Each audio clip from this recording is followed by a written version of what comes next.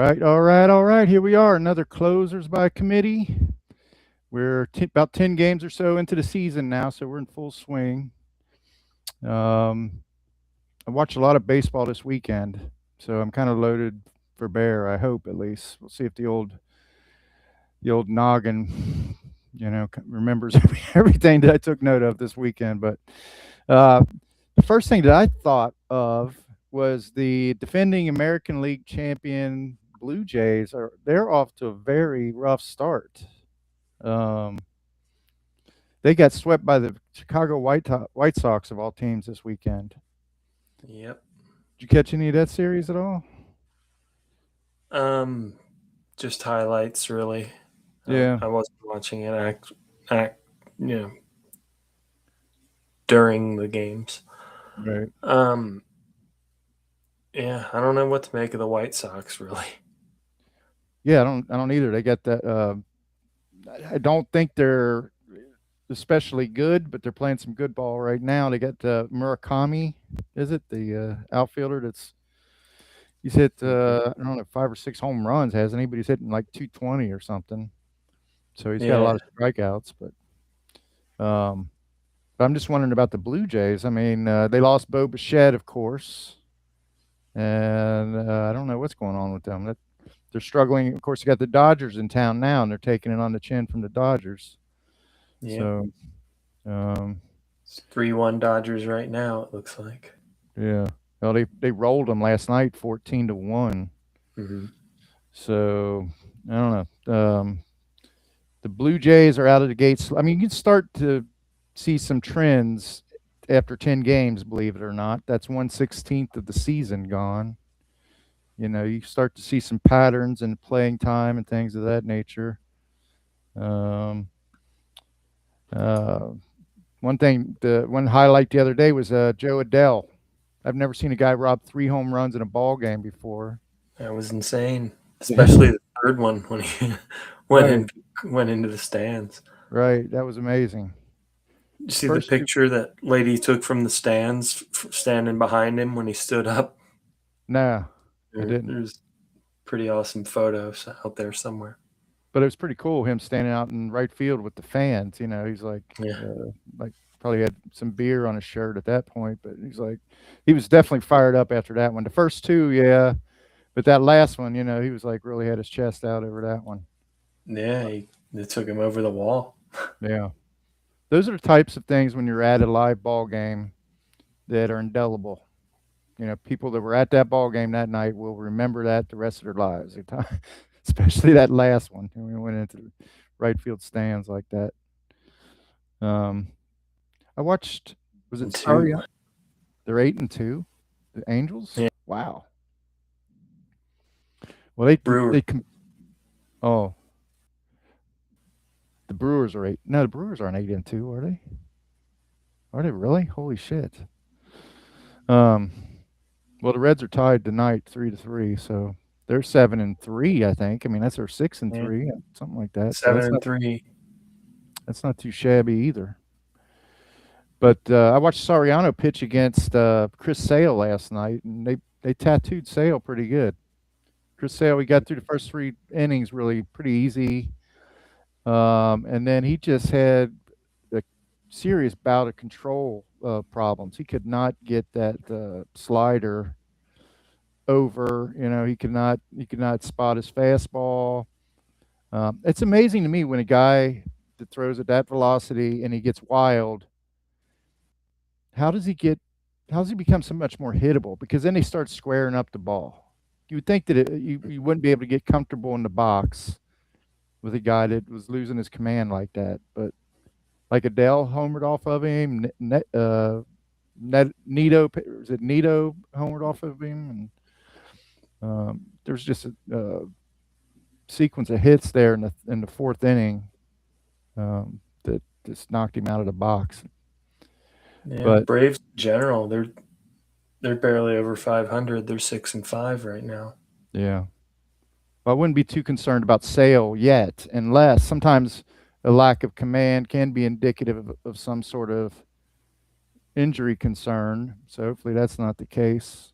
Yeah. But they're so thin at starting pitching They do have a couple of prospects, but right now they have You guys eventually coming back too, right? Who do they got coming back? Well, they got Strider. And Schwellenbach. Yeah, Schwellenbach, but Schwellenbach's a way off, I think. Mm. But he is a very good young pitcher. But they got guys like Didi Fuentes at the end of their rotation now. Bryce Elder. Bryce Elder. They're a little shaky. If they were to lose Sale, and it's pure conjecture, but he's been somewhat fragile in his career, and he is 36, I believe. They would have a problem on their hands at that point, I think. But no, I don't think any need for concern right now. I like the Chicago Cubs, who have several pressing needs in the rotation. Yeah, Cubs are in last place, 4-6. Wow. Still though, not was that a game and a half behind the Reds, 2 games behind the Brewers, something like that? 3 maybe? Games behind the Reds, game behind the Cardinals, 2 behind the Pirates. Yeah. But their big concern is that they've lost Cade Horton for the remainder of the season with an elbow issue. So I'm assuming that's a Tommy John situation. On top of that, they lost Matthew Boyd the very next day with a biceps issue, I believe. They're going to try to fill those slots with our old friend Colin Ray, who you and I have kind of bounced around back and forth in the NRBL the last couple of years, and Javier Assad. And I could even see Ben Brown maybe getting some work, some, if not long relief, maybe even some spot starts here and there. Until Justin Steele comes back. They got Justin Steele coming back in June, and coming off of his own Tommy John. I don't know. You don't know what you get the first year after Tommy John. He might, by the end of the season, he might be in pretty good form. Maybe the playoffs will be in the picture for the Cubs, and he'll be a factor. But right now, they've got some issues. The really good news they have is that they've got Seiya Suzuki about to return off the DL. He's actually on a rehab assignment, so that will bolster their offense quite a bit. Have you noticed that they have Nico Horner hitting 5th against right-handers? Like, isn't that a pretty unorthodox position for him? I haven't looked at I'm not that familiar with the Cubs lineup. No, Horner's hitting 5th. Against right-handers. Against lefties, he leads off. I thought they was their leadoff guy. I thought he was, they got PCA too, right? Yeah, but they've been hitting him, 3rd, 4th, or 5th, somewhere around in there. It's all going to change when Suzuki comes back. They'll probably hit Suzuki. They might hit him 3rd. I don't know. But, I don't know. The Cubs have some challenges there. They got a good manager, and they'll probably be there somehow, some way towards the end, but they got some early season problems. Yeah, well, they got, besides Boyd and Horton and Steele, there's Jordan Wicks, Porter Hodge, and Shelby Miller on the DL. Yeah. But screw them. They're the Cubs. I don't care. The Pirates are off to a pretty good start, as a lot of people expected. What's the deal with the traffic cone? With who? With what? The traffic cone. Hoist the cone. Or are they doing that? Is that their celebration in Pittsburgh or something? Well, no. Their home run celebration is a welding mask. Okay. But they also, for some reason, have this big ass orange cone that they say hoist the cone. And saw somebody in the stands with their own orange cone hoisting. It was weird. That makes no sense. I don't know. I'm sure it does. It probably all come together, I guess, if you watch the Pirates, but I don't understand it at this point. If I was a pitcher, I might set that thing on first base so that nobody can reach first base. Maybe. I don't know. It's like, it's under construction. You can't hang out here. So the Red Sox are kind of off to a sluggish start. That's kind of surprising. They're very I thought they would be they're not going to compete with the Yankees and the Blue Jays in the end, I don't think. But um, I did have them as a solid team. But it's at the point right now that if you're limping along with 2 or 3 wins, then that can be significant at this point in the year. I don't know. Do we have anybody um, in that situation? That 1/16 of the way into the season is a time to start um, paying attention. You might start leaving a starter in a game a little bit longer, get a little more length out of your starter, or else bring in a reliever earlier in the game than you might have on opening day or whatever. There is a sense of urgency that starts to kick in for people that think baseball is boring. that there is a sense of urgency even during these early games if you're off to a really bad start. Let me see if we got anybody with 2 wins, 3 wins. The Giants, I was going to bring them up. The Giants, I'm not impressed with what I'm seeing from the Giants. They're Red 3-8. Sox. Red Sox are 2-8 coming into the night. Athletics are 3-6. That's not too bad, although their projections aren't really that great to begin with. But They're finally wearing Sacramento on their uniform. are they? Interesting. Are they still going to Vegas, or is that off? They got to build it first. Yeah. If you build it, they will come. I can see it when they're in Vegas. They're going to have like gold athletic lettering, and it's going to be Vegas. Nobody wants that. Yeah. Nobody wants baseball in Vegas. But 2-8 for the Red Sox. That's pretty. They're already 5.5 games behind the Yankees. That's tough. 5.5 games. If they tell you on opening day you're going to start the season 5.5 games back, you say go pound salt. I'm not going to fuck that. Yeah, it's brutal. Yeah, that's pretty tough. And for instance, the Athletics are only 2 games back with that 3-6 record. Yeah, Nationals are 4-6 in last place. They're not far back. But the Giants, they got to deal with the Padres and the Dodgers, and even Arizona's can be competitive, especially if they get Corbin Burns back by midseason and he's able to contribute. They're 5.5 games back already, and I think when I look at them, I am not impressed with the Giants. I mean, I like some of their starters. Of course, I like Logan Webb. I like Malley, somewhat, as a back end starter. But I think that he's being kind of pressed into a number 2 or number 3 role in their rotation. I don't think that's ideal. Landon Roop, he's pretty good young pitcher. But there's question marks, and then you got their defensive alignment is kind of questionable with the Rise. We talked about that last week, but they're just not getting enough. They're not getting enough offense at all. They don't have enough. Yeah.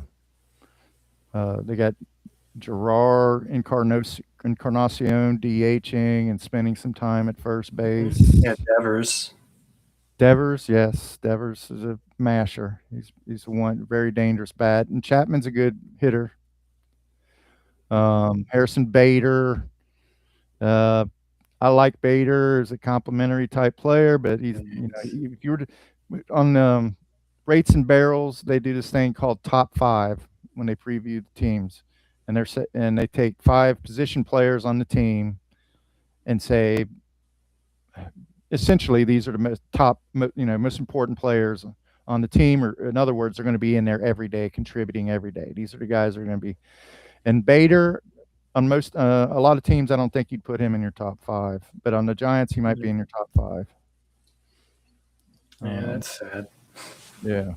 No, I like the Giants, even though they whipped our ass in the playoffs in 2010. I like the Giants. I've always kind of liked the Giants. I like Adames, Arias, Chapman, Devers, Ramos, Jung-Hoo Lee, Bader, Bailey, Schmidt. Yeah. That's not a scary lineup. No, it's not. It's We didn't mention Elliot Ramos though. He's a good player. yeah, he is. You're right.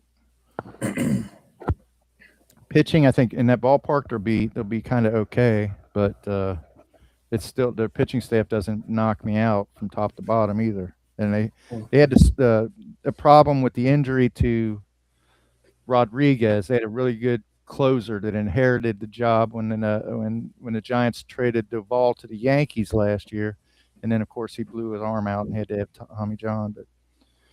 But their bullpen's unsettled. I don't, you know. So's the rotation. Anybody that's got Adrian Hauser as like their number 2 starter, they've got problems. There's a name I forgot. Right, that's not a good. I mean Hauser. Again, Robbie Ray. I like Robbie Ray, but yeah, I like Robbie Ray too. He's a he probably will do well. He did that well there last year. He's kind of a fly ball pitcher. He's he throws a high fastball, high velocity fastball, and there's not gonna be a lot of home runs in that ballpark. But we're spending a lot of time on a team that's not very good. I think. True Yeah. The Indians are off to a pedestrian start, but they're leading the Central. Guardians. The Guardians. Oh my God! I can't believe I did that. Did we mention it's Taco Tuesday? This is like Taco Supreme Tuesday. This is like all the fixings. This is like you might have slept through it actually, Aaron. Did you know that they actually did have a peace settlement this evening? That Pakistan intervened and they've there's not going to be World War III tonight. It's going to be in 2 weeks. 2 weeks. We have World War III now. Yeah. So he just keeps moving the goalpost. Right. 2 weeks is his constant. That means never with him. Right. So we'll have tacos tonight. In 2 weeks we'll have war again. But the Orioles, I don't know. Let's see. I had a couple other notes here, I thought. What about, okay, so we talked about the impotent Giants offense and they're losing. One big story has to be the Reds starting rotation because their offense has been no better, but they're winning games on phenomenal starting pitching so far and actually a stronger than expected bullpen.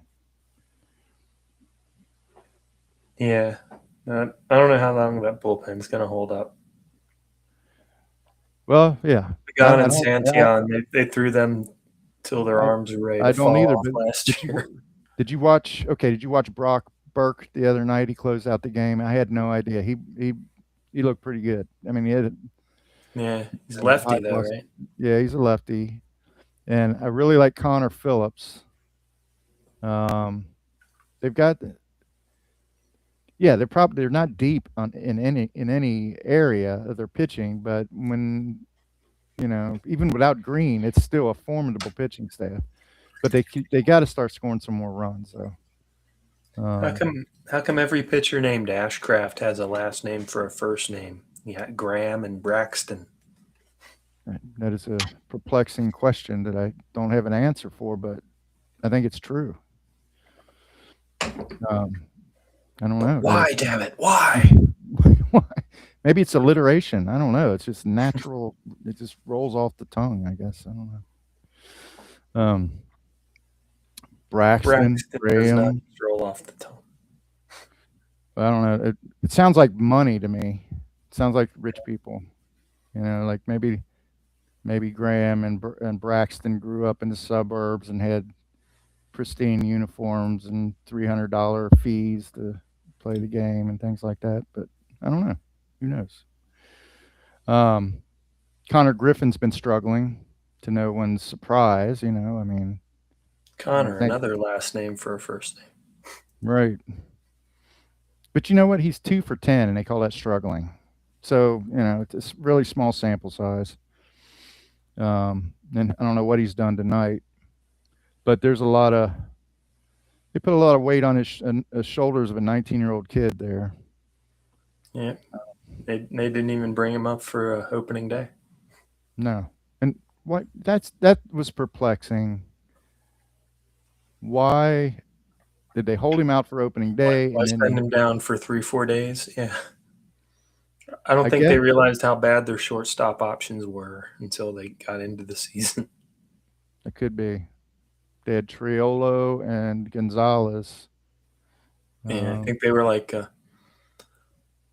27th and 28th in offense and defense for shortstops or something like that. Well, they'll give him a lot of rope. I think they're not going to They got send him nobody to back replace down. him with, clearly. Yeah. Well, there's always the perennial journeyman. Trying to think of his name. Played for the Mets, the Reds. Iglesias. You can always bring in Iglesias if you need a shortstop. I'm sure he's waiting around somewhere. He didn't get picked up by anybody? I don't think so. That is surprising because he's a good utility player. Yeah, no, he's free agent. Yeah. What's changed? A lot of times I saw Tommy Pham signed like on opening day with the Mets. I guess Minor league deal. Minor league deal, yeah. So, but some of these guys have waited into the season, especially like starting pitchers. A couple years ago, I forget who it was. It didn't sign till like May. Became a huge free agent in our league.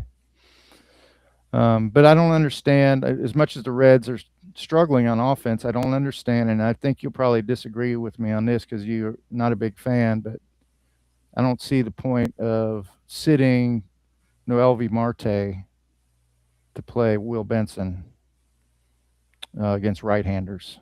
I don't understand that. I feel like Marte is probably at the very worst the third best bat in the order potentially.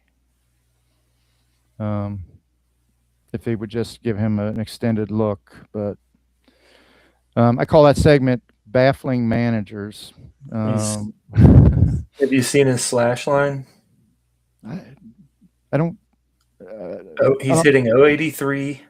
On base is 214, and his slug is 083.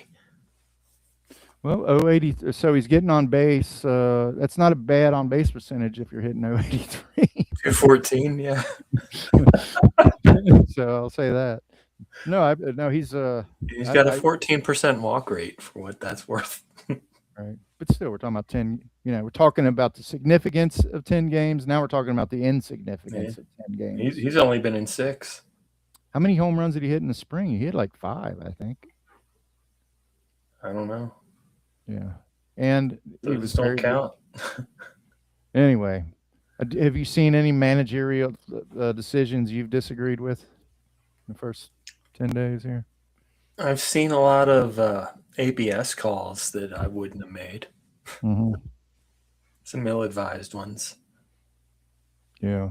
They're like 2 baseballs distance inside the box. Right.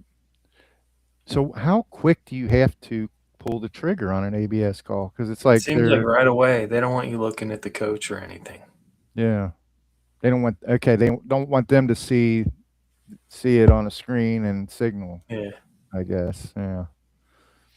But remember I guess it was the Brewers that had the green and red cards in the dugout in the beginning of spring training for whether or not it was okay to challenge, and MLB made them get rid of it. Oh, I hadn't heard of that. That's interesting. Huh. Yeah, they said it's against the spirit of the rule that the batter should be doing it himself. Oh, I see the Reds just took a lead in the 10th. All right. They need to tack on though because they'll get the ghost runner. So I guess that's kind of my baseball news for the week. A developing situation. I did hear that Max Scherzer is going to make his next start, even though he was pulled after an inning or something the other night. Like forearm inflammation or something. Yeah, something like that. How many? Let me ask you this: How many are you getting? Are you getting a lot of steals out of Snoha? Am I getting steals out of him? Yeah. I mean, I've only had him a week, but let me see. As we transition to our middle innings, or not our middle, the top of the third is Mhm. our fantasy section of the podcast. A couple recommendations. I'm going to go ahead while you're looking it up. I'm going to recommend Nasim Nunez if he happens to be on your waiver wire, because he stole his seventh base already for me tonight. Yeah, If you need I Steve, I grabbed him in Lebowski. I dropped Jose Fernandez for him. he's not hitting much. I mean, he's a punch and Doesn't Judy need hitter. to. Doesn't need to, right? But he seems to be on a mandate to run like a madman whenever he gets on first base. That's Yeah, the he's type the of new guy you Billy need. Hamilton. Yeah. So no steals for me, Sonoha. Okay. But I do believe he has some speed. He's hitting ninth mostly, and he's cracked that lineup. He's basically become their third baseman. He's 0 for 1 stolen bases. He's been caught once. Mm. So there's a um, couple potential pickups in your league. I figured we won't just do Lebowski or NRBL every week, but Not let's just take a our look. own. Well, we'll look. I'm going to bring up Lebowski. We did NRBL last week, so let's do Lebowski this week. This is what we call Lebowski this our week. nobody gives a fuck about your fantasy team. Who's leading that league, Lebowski? Oh, it's low. He asked as if he didn't know he was leading it himself. Prior restraint is leading. Well, so it's Aaron, obviously, but let's look at the whole picture here. Well, you should explain what prior restraint means in relationship to the big Lebowski film, because that's what the whole theme of the league is. The Supreme Court has roundly rejected prior restraint. Ah, okay. That's a line from the I'm film. staying. I'm going to enjoy my coffee. Well, I'm sitting here in second place. I've won both of my. How's my ass taste down there? Well, I'm in the other division, so I'm under the Pomeranian's ass over here. You might want to ask Shamar Shabazz. Shomer Shabbos. Shomer Shah, yeah. Shomer fucking Shabbos. But I won both of my games. I say, you don't really, just because you win your week doesn't mean you might lose points in the standings, right? I mean, basically every category you win is a win. Every category you lose is a loss, and there's ties in categories. I went 11-5. So did Shomer Shabbos the first week, and Pomeranian Show Dogs are 10-7 or 10-5. Sorry, Phil's 9-7. Sandy's 10-6. Sandy is always in it, isn't she? She is. She's kind of like a poker player. I remember when we started, she's like, "Oh, I don't know much about baseball. I like Sparky Anderson." Yeah, she's and she makes a lot of moves. Yeah. She just the draft is what stresses her out to no end. Well, that's cool. She takes it seriously. I remember I tried to give her a few pointers and shit like that, and she didn't need them. It's like I'm always looking up at her at the end of the year. But let's look at our teams. I'll start with my team. I'm going to tell you, I haven't done a whole lot of. I just tried to make sure that guys are not out. My biggest problem is over the course of the year, if I neglect my team for 2 or 3 days and somebody gets hurt, sometimes I'll let them go 2 or 3 days and I don't swap them out. But I've been trying to stay on top of that. I did miss at least one start by Nick Martinez, and it was a good start. He went 6 innings, gave up 1 run, and I should have started him that evening, but I just neglected to do so. So that's on me. But Kerry Carpenter has an illness. apparently. Yeah. Well, this should look familiar to a lot of our people that play ESPN fantasy baseball. But the lineup, do a stomach bug. We'll sit Tuesday. Okay. Oh, you know what? That's another thing. Sale, when he got ripped yesterday, he was sick all weekend. He had a stomach bug or something as well, and there was some question of whether he was even going to start. So maybe that was a factor. Although he didn't, his stuff seemed fine. I don't know. But yeah, that's I'm not going to break it down too much more than that. I'm fairly satisfied with where I'm at right now, but I got to definitely stay on top of things. So let's look. You got a big lead over my son-in-law so far this week. Halo Pride. Chico's bail bonds. Ah, okay. I'm playing his brother, who is Halo Pride. Okay. Well, you can always check the scoreboard to see where you're at. Yep.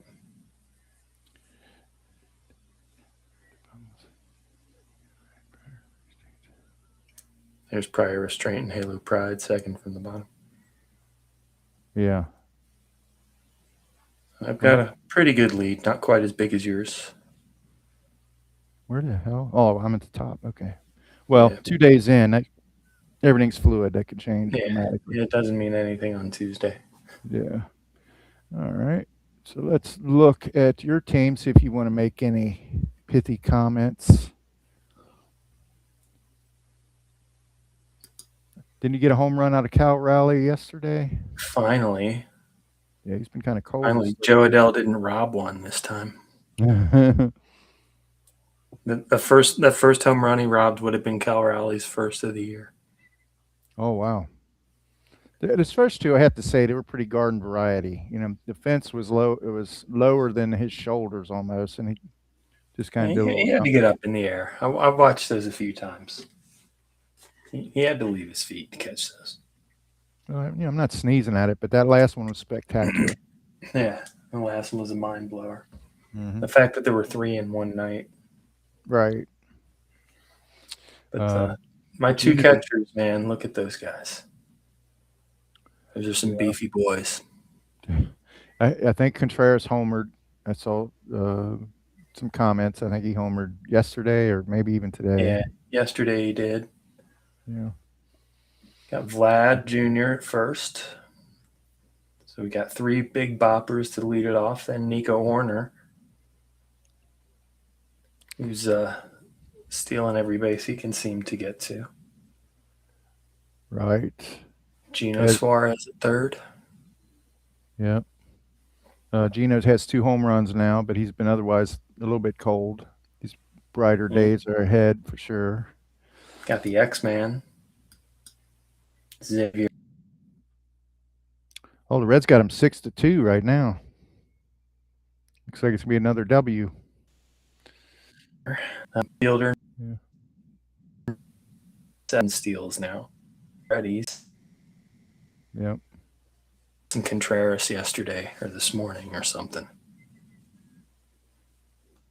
So now I have both Contreras brothers. So did those guys have to go through waivers, or you were able to just add them? Yeah, I saw him on the waiver wire. Okay. Actually, I might have grabbed him after he wasn't on waivers anymore. But, Brian Lewis dropped him to add a pitcher, I believe. And here I am. I'm holding on to the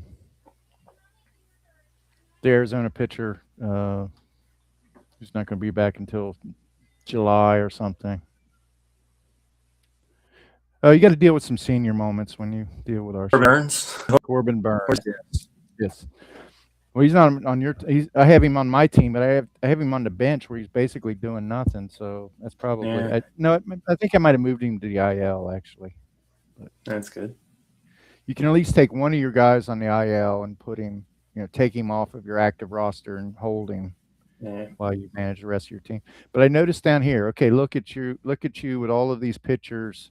That's not a coincidence that you have all these pitchers on your bench. That's to give you the flexibility to stream pitchers, right? Yeah.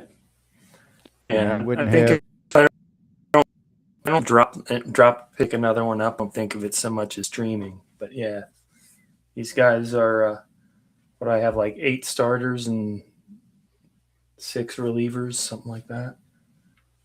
Yeah. 3, 4, 5, 6, 7, 8 starters. 1, 2, 3, 4, 5, 6 relievers. Yeah, and I swapped out relievers again.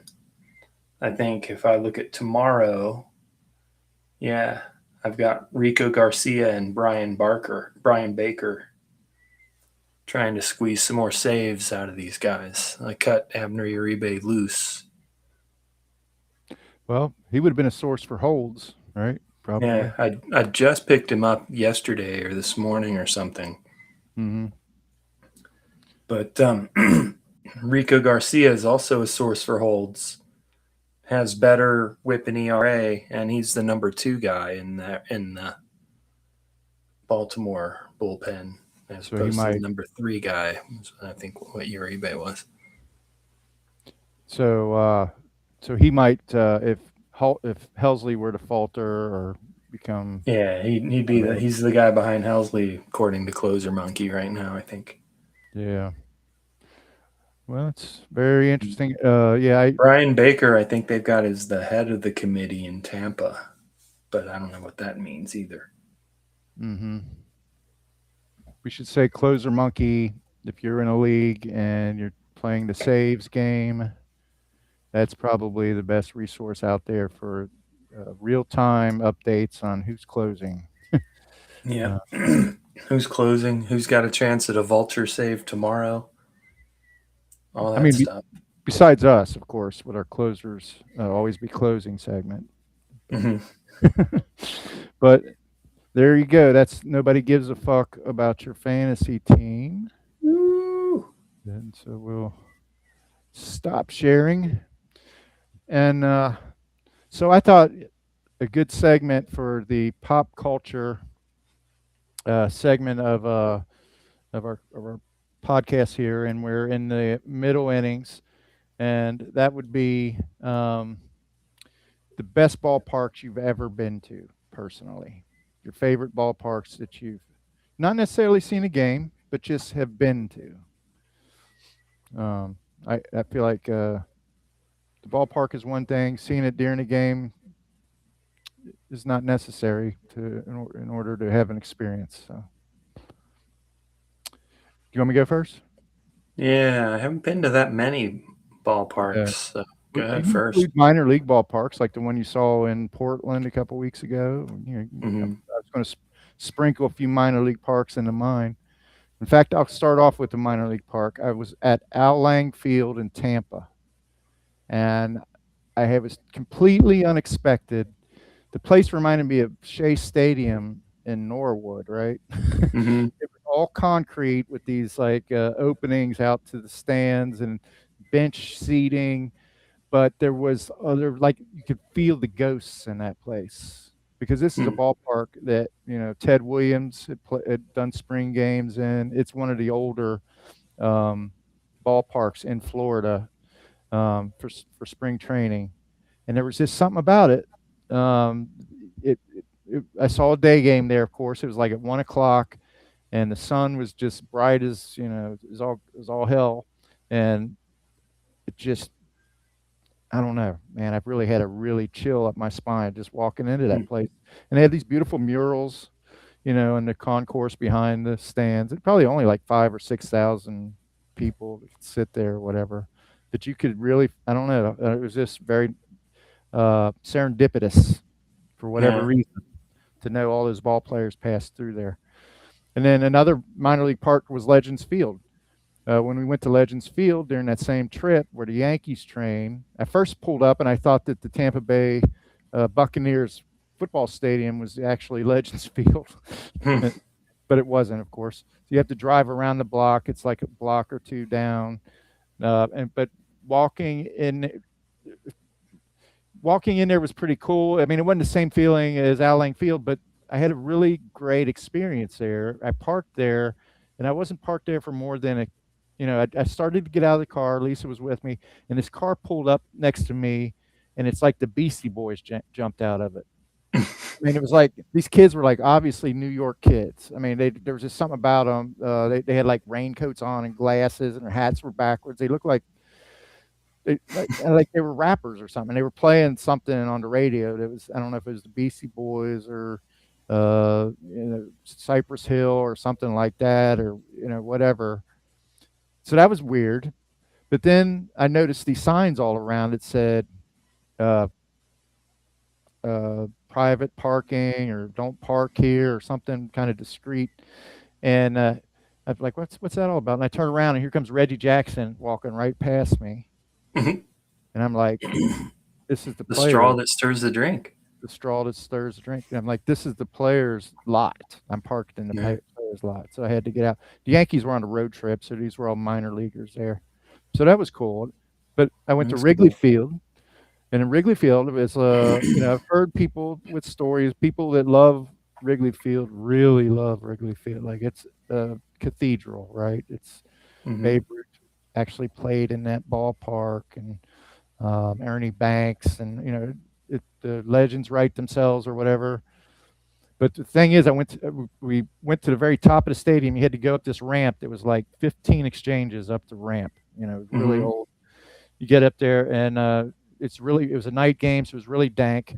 They were playing the Reds, and Joey Votto. Saw my one and only wind-blown home run. Joey Votto hit a pop-up on the infield, which he never does, and it carried out the left field, went out of the ballpark. I mean, I went Mhm. straight up, and the shortstop actually made a motion like back up on it, and just the wind just took it and carried it right out. I've never seen anything like it, and Sweet. it didn't think it was possible.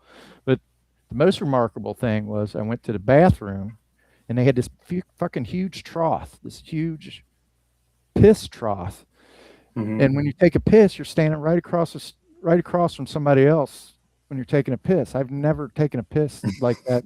It's like all crowded. It's like these guys are like, get out of my way. I'm trying to get in here to take a whiz. It's Mhm. like I'm like, man, this is when they talk about this is an old rustic ballpark. They mean it. I mean, the outhouse there is fucking unbelievable. I mean, it's stank to high heaven, Yeah. and actually around the whole area that bathroom, you do smell. Get There that is a piss smell. smell. Yeah.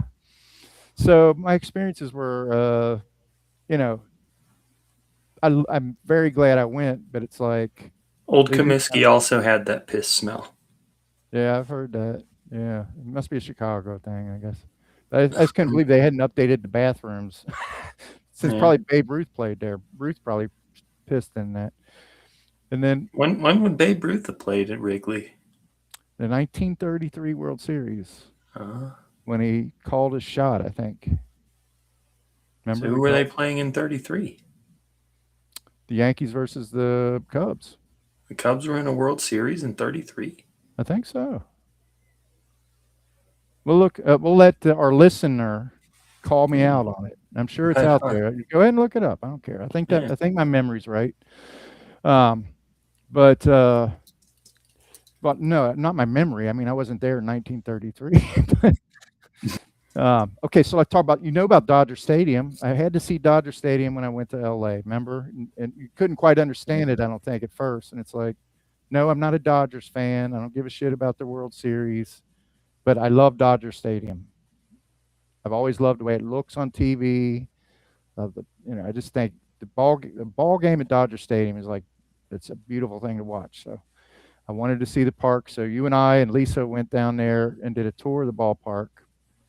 Yeah. So, Pretended to rob a few home runs. yeah, we have a video of that. I want to incorporate that Yeah. into the presentation here. But so and of That course was a fun tour. it was fun. Yeah, except I offended the Dodger presenters, I guess. When I said their World Series should have an asterisk by it or something. The 2020. Yeah, but those guys were really cool. They kind of just they let it roll off It their back. took it in stride. Yeah. Yeah, especially because the Dodgers had just got. I think they got knocked out of the playoffs the night before. Either that or they. That's right. They were on the road. Yeah. They were on the road in the play. It was October. Mm-hmm. Hmm.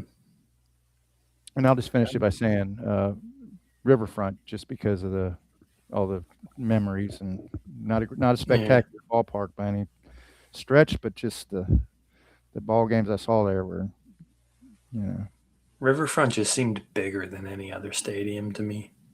yeah, But yeah, having the cheesy carpet with the football numbers on it did detract from it a bit. yeah. So let's see. I've been to Riverfront, Old Comiskey, Three Rivers, and Dodger Stadium. I think that's the only four, and Great American 5 Mm-hmm. ballparks, major league ballparks I've been to, and three of those are no longer in existence. Comiskey, Three Rivers, And Riverfront, yeah. So, how similar was Three Rivers to Riverfront? pretty similar. I mean, they're Was both it cookie cutters. They're both round. It's just well, the outside's different, but yeah, not much different at all once you're inside. yeah. So, well, you had the experience where the Steelers fans drug you around Three Rivers during a football Yeah, game. That the, wasn't a baseball game, but yeah, it was a baseball game. It was oh, was it? 1990 NLCS. Um, they were they were not baseball fans. They were throwing football in the parking lot, Yeah. and I was there with John McDermott and Tony, and we unfurled our Reds banner before we got inside, which was a mistake. So they came after us, grabbed the banner. I held on to it, and that's when I was dragged in a big circle. Yeah. They burned the banner and my hat. And do you remember I brought a cup of the ashes home? I didn't remember that part. No. Yeah, in a commemorative plastic NLCS cup. Ashes of the Bat.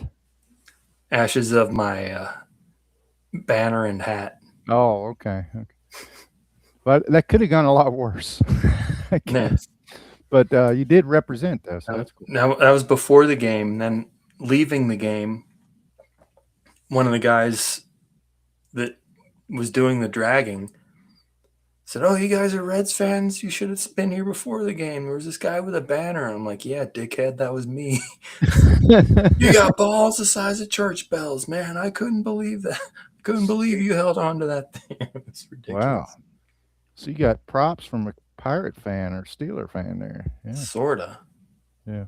Well, you know Rob, who's the head of the ASN for Mm-hmm. Life Rob network, Wilds. Rob Wiles. He's a Steeler fan. I won't hold that against him. I don't Yeah. follow the NFL anymore. Yeah. Yeah. We talked it out. You know, we've come to an agreement. You know, kind of. And But no yeah, means no, and Roethlisberger's a rapist. yeah, right. No, it's cool. 1933 World Series was Giants versus Senators. So Okay. I'll find out if Babe Ruth did play there. Well, he wasn't in that He series. definitely played at Fenway. Yeah. No, well, okay. I am pretty sure that I'm pretty sure he hit that out against the Cubs, but I'm not sure about the year. His called shot was at Wrigley, There you go. 1932. Yeah, Ah, classic. there you go. I was 1 year off. Yeah, That's what they say. Have the history of the world at your disposal on your phone or whatever. all right. Yeah, I guess the Cubs were in a World Series in 32. There's a video of that exact moment. And, you know, some people dispute whether or not he actually called the shot or he actually was trying to call timeout or some other type of thing. But he didn't refute it. He knew how to market the game. he wasn't gonna break your heart on that one. Nothing in it for him to tell the truth. Right. All right. Well, I like that segment. It's You know, we Yeah, usually I'd incorporate probably I'd go with Dodger Stadium, I guess. Dodger Uh, Stadium. yeah, You have actually seen games there too, so that's cool. quite a few. Oh, there Yeah, was you the have to time. get back out here. I'm remembering your stories better than you, Aaron, because I remember the time you got down in the dugout at Dodger Oh Stadium yeah, when the Reds that were was a there. good one. Yeah, don't you tell us about Yeah, that. my friend whose name is also Aaron had some kind of corporate tickets. The Reds were in town, and we got there early, hoping to catch batting practice, but they didn't have batting practice on the field that day because some kind of thing where the Dodgers kids were on the field playing with their dads. So somehow Mestman we had these little badges printed with our names on them with Dodger Stadium's logo and stuff. Mm-hmm. And so he picked all this up and headed down toward the Reds dugout. And when the security guys tried to stop him, he just pointed at his badge thing and goes "family" and walks on. It's nice. That's sneaking on your feet right there, man. Yeah, he ended up getting in the dugout, chatting with Barry Larkin, and he got Barry Larkin to sign one of my business cards on the back. Sweet. Brought it back up to me. Yeah. Yeah. Um. Yeah. So. Yeah. There you go. Some of our favorite in-person experiences at Yeah. these ballparks. I met Ron Say that day too. Right. Well, you know what? I do remember you saying that. Yeah. And there's also the story where Brett got drafted, and it's not our experience, but your son-in-law got Yeah. drafted by the Dodgers, and he met Tommy Lasorda on the day that he signed, right? Yep. Met Tommy a few times, I think. Yeah. And yeah, there's photos of him signing his contract in the office with the Dodgers logo behind him on the wall. Right. All right. So here we go. This is our always be closing segment, our last segment of the podcast. Here we go. A, B, C. A always be B, C closing. Always be closing. Always be closing.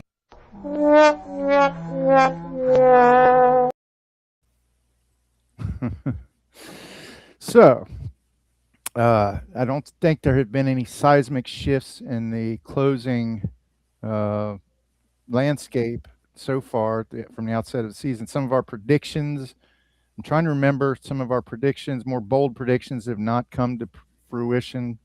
I don't think that Kirby Yates is closing for the Angels as I predicted.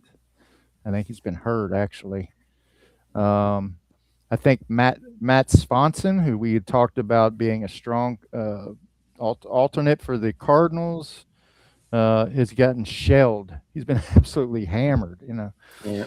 So he might get back into the picture at some point, but I wouldn't be picking him up in any shallow leagues right now.